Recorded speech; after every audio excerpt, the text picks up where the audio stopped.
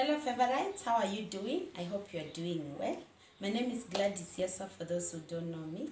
Welcome back to yet another amazing video. On today's video, we'll be doing it different, and this segment will be talking about parenting and how domestic violence is affecting the well-being of children, or children who grow in homes that experience domestic violence are affected mentally and physically. Do you know energy swap or energy transfer? What type of energy are you rubbing or transferring to your child? Is it impactful? And if it's impacting, in which way? Is it impacting negative or positive? That's a question that I'm posing to you. Do you know that the environment that you are raised up, or the environment that you were raised up, has affected who you are right now? And what kind of environment are you raising your child? Is it an environment full of aggressions? Is it an environment full of noise and fear? The DNA of a child composed of genes that are inherited from both parents and genes that are inherited from the environment. So in parenting, environment is very key. And we have different kinds of environment that your child will face as they grow. But the main environment that I'm referring to in this video is the environment that the child is brought in at home. And that is very key, because the most part of the early child development stages is done at home.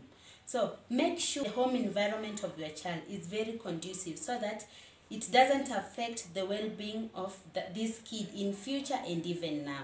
In this home environment, we are in control of it. Like as parents or caregivers, we can control what happens at home. But it's difficult to control what's happening in schools. What is it that your child is speaking at this or in this home environment? Is it vulgar language? Are they picking drugs and substance abuse? Are they picking violence? What are they picking? Because children learn from what they hear and see.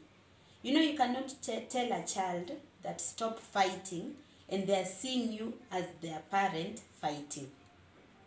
They'll pick what they see. If they're seeing you fighting, that's what they'll. As parents and caregivers, control your environment by making sure that whatever they're picking is impacting their lives positively. If your child is raised in a hostile environment, or if your child is seeing every time the mother and the father fighting each other, there are two probabilities to it. One, the child will grow being violent, because that's the language that he understands.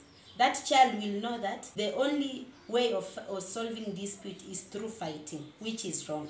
And two, he might or she might grow up resenting men. Okay, I'm not saying that men are the ones that are violent. We also have women that are violent to their men, but I'm just using an example. If in such a case that maybe it's the dad that has been fighting the mother, this child will grow resenting men. And this may culminate into fear and hate in equal measure.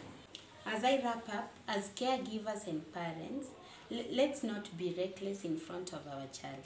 However much you are pressed with issues, however much you are pressed with problems, let's be very wise and act maturely, because between you and your child, you are the one who is mature. Let us raise children that are physically and mentally stable, because when a child is raised from a family that is calm, from a home that is calm, that child will be mentally stable. That has been it for today. I hope you learn one or two things from this video. Until next time, bye.